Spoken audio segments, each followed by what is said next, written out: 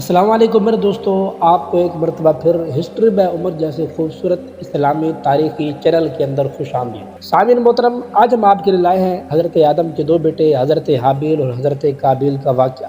یہ وہ واقعہ ہے جو خود اللہ تعالیٰ نے قرآن کریم کے چھٹے پارے کے اندر بڑا تفصیل سے بیان کیا، جس کا خلاصہ یہ ہے کہ جب حضرت آدم علیہ نبینا علیہ السلام نے ہندوستان میں آ کر رہائش اختیار کی تو حضرت حوا حاملہ ہوئی اور ایک بیٹا اور ایک بیٹی کو جنا۔ بیٹے کا نام حضرت قابیل اور بیٹی کا نام حضرت اکلیمہ رکھا۔ وہ نہایت خوبصورت تھی۔ پھر حضرت حوا دوبارہ حاملہ ہوئی اور ایک بیٹا اور ایک بیٹی کو جنا۔ بیٹے کا نام حضرت حابیل اور بیٹی کا نام حضرت افازہ رکھا، مگر یہ خوبصورت نہ تھی۔ روایات کے اندر آتا ہے کہ حضرت حوا نے 120 بار حاملہ ہی اور 120 مرتبہ بچوں کو جنا۔ ہر دفعہ ایک بیٹا اور ایک بیٹی جنا کرتی تھی۔ روایات کے اندر یہ بھی آتا ہے کہ حضرت قابیل ماں کے پیٹ میں جنت کے اندر تھے، لیکن ان کی پیدائش دنیا کے اندر ہوئی۔ جب حضرت حابیل حضرت قابیل دونوں بڑے ہوئے تب حضرت جبرائیل تشریف لائے اور حضرت آدم علیہ نبینا علیہ السلام سے فرمایا کہ خدا تعالیٰ نے تم پر سلام بھیجا ہے اور کہا ہے دونوں بھائیوں کو دونوں بہنوں کے ساتھ، یعنی حضرت قابیل کی بہن کی حضرت حابیل کی بہن کے ساتھ اور حضرت حابیل کی بہن کی حضرت قابیل کی بہن کے ساتھ شادی کر دو۔ تب انہوں نے اپنی شادی کا حال دونوں بیٹوں کو بلا کر بتا دیا۔ اس بات کو سن کر قابیل نے انکار کیا اور کہا میری بہن اکلیمہ خوبصورت ہے، میں اس کو نہیں دوں گا۔ حضرت آدم نے کہا یہ اللہ تعالیٰ کا حکم ہے، تو مان لے۔ اس نے کہا میں ہرگز تسلیم نہیں کروں گا، مگر تم حابیل کو دوست رکھتے ہو اور یہ بسبب دوستی کے تم کہتے ہو پہلے جس نے اپنے والدین کے حکم کے نافرمانی کی سب سے پہلے وہ شخص اس کا نام قابیل ہی تھا۔ بالآخر حضرت آدم علیہ نبینا علیہ السلام نے خدا تعالیٰ کے حکم سے حضرت قابیل کی بہن کی شادی حضرت حابیل کے ساتھ اور حضرت حابیل کی بہن کی شادی حضرت قابیل کے ساتھ کر دی۔ اس کے بعد حضرت قابیل نے حسد کرتے ہوئے حابیل کو کہا کہ میری بہن اکلیمہ کو طلاق دے دو تو اس کو میں اپنی خدمت کے اندر رکھوں گا۔ حضرت حابیل نے کہا یہ تو میری بیوی ہے، میرے باپ نے اس کے ساتھ شادی کر دی ہے، میں ہرگز اپنے والد کا حکم رد نہیں کروں گا اور خدا کا حکم ہر صورت کے اندر بجا لا کر رکھوں گا۔ حضرت آدم علیہ نبینا علیہ السلام نے جب یہ ماجرا سنا تو انہوں نے ان دونوں کے دل کو تسلی دینے کے لیے ایک یہ ترکیب فرمائی کہ تم دونوں جاؤ مینا پہاڑ کے اوپر جا کر اپنی قربانیاں پیش کرو، جس کی قربانی کو آگ آ کر کھا لے گی اللہ تعالیٰ اس کی قربانی کو قبول کر لے گا۔ بس دونوں بیٹوں نے حسب حکم باپ کی کئی بکریاں لا کر ذبح کر کے کوہ مینا کے اوپر رکھ دی۔ یہ سارا واقعہ اللہ تعالیٰ نے چھٹے پارے کے اندر بیان فرمایا وَاتْلُ عَلَيْهِمْ نَبَأَ بَنِي آدَمَ بِالْحَقِّ، اے نبی ان کو آپ بتلائے آدم کے دو بیٹوں کی خبر صحیح طریقے سے، اذ قربا قربانا جس وقت ان دونوں نے اللہ کے حضور قربانی پیش کی، فتقبل من احدہما ایک کی قربانی قبول کر لی گئی، ولم یتقبل من الآخر دوسرے کی قربانی قبول نہیں کی گئی۔ غرض دونوں بھائیوں نے قربانی کوہ مینا پر رکھ کر دعا مانگی یا الہی قربانی ہماری قبول کرو۔ وہیں آسمان سے آگ نے آ کر حضرت حابیل کی قربانی کو جلا دیا، جو اس بات کی علامت تھی کہ حضرت حابیل کی قربانی اللہ کے حضور قبول کر لی گئی اور حضرت قابیل کی قربانی کو نہیں جلایا گیا۔ جس کے بعد اپنے بھائی کو دھمکی دیتے ہوئے قابیل نے کہا قال لأقتلنک، میں تجھے ہرگز ضرور بضرور مار ڈالوں گا کہ قربانی تیری کیوں قبول ہے۔ حضرت حابیل نے کہا انما یتقبل اللہ من المتقین، اللہ تعالیٰ متقین لوگوں کی قربانی کو قبول کرتا ہے، پرہیزگاروں کی۔ اگر تو ہاتھ چلاوے گا مجھ پر مارنے کو، میں کبھی بھی تجھ پر ہاتھ نہیں چلوں گا۔ خلاصہ کلام یہ ہوا کہ حضرت حابیل حضرت قابیل دونوں بھائی انہوں نے مینا پہاڑ کے اوپر قربانی دے کر باپ کے پاس آئے۔ حضرت آدم نے فرمایا اے قابیل تیری بہن اکلیمہ اب حابیل پر حلال ہو چکی ہے اور تجھ پر حرام ہو چکی ہے۔ حضرت قابیل نے اس بات کو سن کر اس کے مار ڈالنے کی تدبیریں کرتا رہا کہ میں کس طرح اپنے بھائی کو نعوذ باللہ قتل کر دوں، اور فرصت پا کر یہ انتظار کرتا رہا کہ کبھی مجھے موقع آئے اور میں اپنے بھائی کا خون بہا دوں۔ ایک روز قابیل نے حضرت حابیل سے کہا کہ میں تجھ کو مار ڈالوں گا اس واسطے کہ تیرے سب فرزند کہیں گے کہ قربانی ہمارے باپ کی قبول ہوئی ہے، تمہارے باپ کی قبول نہیں ہوئی۔ حضرت حابیل نے کہا اے بھائی اس کے اندر میری کیا خدائی ہے، خدا تعالیٰ تو عادل ذات ہے، اچھا اگر تو مجھے مار بھی ڈالے گا تو میں تو تجھے نہیں ماروں گا، حق برادری کا بجا لوں گا، مگر تو اللہ تعالیٰ کے ہاں قیامت کے دن ضرور بضرور اس سزا کا مستحق پائے گا اور اس کی وجہ سے تجھے اللہ تعالیٰ جہنم کے اندر ڈالیں گے۔ ایک روز اتفاق ایسا ہوا کہ حضرت آدم علیہ نبینا علیہ السلام حج کرنے کے لیے چلے گئے۔ اللہ تعالیٰ کے فیصلے کے مطابق حضرت قابیل نے حضرت حابیل کی بکری خانے کے پاس جا کر دیکھا اور وہ منگل کا دن تھا کہ حابیل اس میں سوتا ہے۔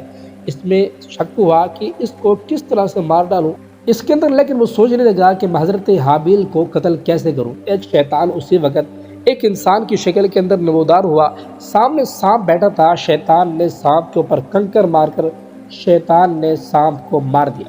حضرت حابیل اور حضرت قابیل ان دونوں نے یہ ماجرا دیکھا۔ حضرت قابیل کو اندازہ ہو گیا کہ اس طرح دوسروں کو قتل کیا جاتا ہے۔ تب قابیل نے ابلیس لعین سے تعلیم پا کر ایک پتھر کو زمین سے اٹھا کر حضرت حابیل کے سر پر مارا اور حضرت حابیل دنیا سے چلے گئے اور وہ مردود خدا کی درگاہ میں نافرمان ہوا۔ اس کے بعد روایات کے اندر یہ بھی آتا ہے کہ آخر ان کو یہ سوچ و بچار پڑی ہے کہ میں نے قتل تو کر دیا ہے، اب ان کی لاش کو کہاں کر دیا جائے۔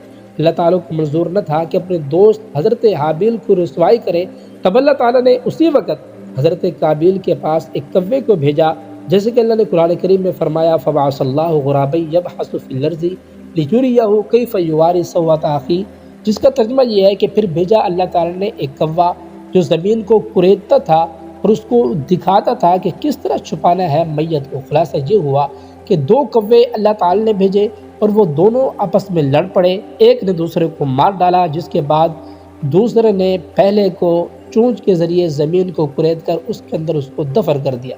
حضرت قابیل نے اس وقت کہا یا ویلتا اعجزت ان اکون مثل ھذا الغراب فوار سوءة اخی، ہے خرابی، ہے افسوس، مجھ سے اتنا بھی نہ ہو سکا کہ ہو جو میں اس کوے کے برابر کہ میں اپنا عیب بھی چھپا دوں جیسے کہ اس کوے نے اپنے عیب کو چھپا دیا ہے۔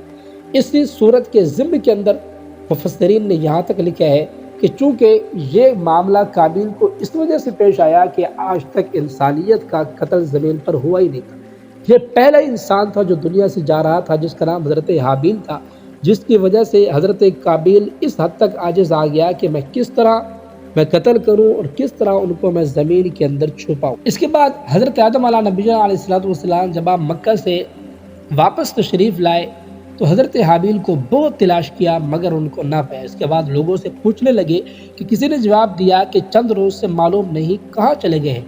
آخر حضرت آدم علیہ نبینا علیہ السلام نے حضرت حابیل کے غم کے اندر سب کچھ چھوڑ دیا، کھانا پینا چھوڑ دیا، شب و روز ان کے غم و فکر کے اندر لگے رہتے تھے۔